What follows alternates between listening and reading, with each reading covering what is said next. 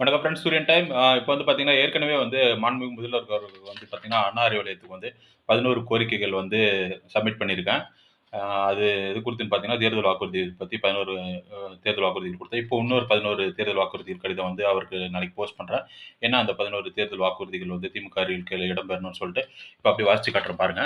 முதல்ல எடுத்துக்கிட்டீங்கன்னா, சி மற்றும் டி அ அ தற்காலிக பணியாளர்களுக்கு வந்து பார்த்தீங்கன்னா, தீபாவளி போனஸ் குடுக்கணும். அது வந்து பொங்கல் போனஸ் மட்டும் குடுக்குறாங்க. தீபாவளி போனஸும் குடுக்குறது வந்து தேர்தல் வாக்குறுதியில குடுக்கணும் அப்படின்னு சொல்லி கேட்டுக்கணும் அரசு அரசு பணியாளர்களுக்கு. 2வது பார்த்தீங்கன்னா, ஓபிசி சான்றிதழ் வந்து ரினிவல் இல்லாம வந்து லைஃப் டைம் குடுக்கணும். அதேபோல 3வது பார்த்தீங்கன்னா, டிரைவிங் லைசென்ஸ் வந்து ரினிவல் இல்லாம லைஃப் டைம் குடுக்கணும். ஏன்னா, அவங்க 8 போட்டு தான் முதல்ல லைசென்ஸ் எடுக்குறாங்க. அந்த ஸ்கில் இருக்கிறதுனால வந்து லைஃப் டைம் குடுக்கணும்னு சொல்லி கேட்டுக்கிறோம். மத்திய அரசுக்கு கோரிக்கை வைக்கணும். 3வது கோரிக்கை பார்த்தீங்கன்னா, ஏடிஎம் கார்டு லைஃப் டைம் கொண்டு வரணும் ரினிவல் இல்லாம. இது 3மே ஓபிசி சான்றிதழ், டிரைவிங் லைசென்ஸ், ஏடிஎம் இது 3மே வந்து ரினிவல் இல்லாம லைஃப் டைம் கொண்டு வரணும்னு சொல்லி கோரிக்கை மத்திய அரசுக்கு வைக்கணும். அத தேர்தல் வாக்குறுதி குடுக்கணும்னு கேட்டுக்கிறோம். 4வது பார்த்தீங்கன்னா, சீம கருவேல மரம், அப்புறம் வந்து ஆகாய தாமரை அதெல்லாம் அகற்றதுக்கு வந்து நீர்நிலைகள்ல வந்து அரசே வந்து அதுக்கெல்லாம் வந்து பணம் குடுக்கணும் அப்படின்னு சொல்லி கேட்டுக்கிறோம். ஏன்னா, அப்பதான் நீர்நிலைகள் வந்து சுத்தமா இருக்கும். நீர் வந்து அ தேக்கமா இருக்கும் அப்படின்னு சொல்லி கேட்டுக்கிறோம். 4வது 5வது. 6வது வந்து பார்த்தீங்கன்னா, அ ஒவ்வொரு தாலுகாவிலும் பார்த்தீங்கன்னா, 10 Aavin cooling centre, chilling centre சொல்லுவாங்க. ஆவின் கூலிங் சென்டர் இருக்கணும். அதில வந்து பார்த்தீங்கன்னா, பசுமாட்டு பாலும் இருக்கலாம், எருமை மாட்டு பாலும் இருக்கலாம். அந்த அந்த கோரிக்கை வந்து குடுக்குறோம்.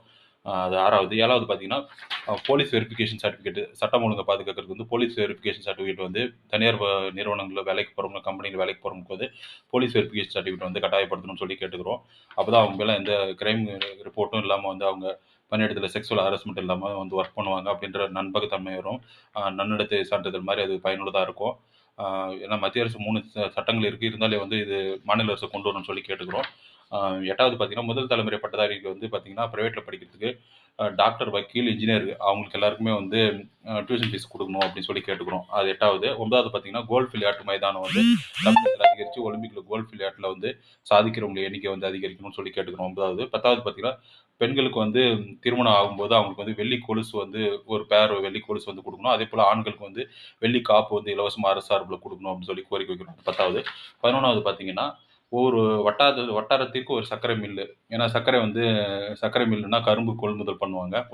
கரும்பு அறுவடை பண்ணுவாங்க. அதனால வந்து பார்த்தீங்கன்னா, கரும்பு ஜூஸ் குடிக்கிறவங்க எண்ணிக்கை அதிகரிக்கும். சர்க்கரை உற்பத்தி அதிகரிக்கும். அது மட்டும் இல்லாது பார்த்தீங்கன்னா, பொங்கலுக்கு வந்து கரும்பு அ பொங்கல் போனஸ் குடுக்கும்போது, பொங்கல் தொகுப்பு குடுக்கும்போது வந்து, அவங்களுக்கு வந்து பயனுள்ளதா இருக்கும்.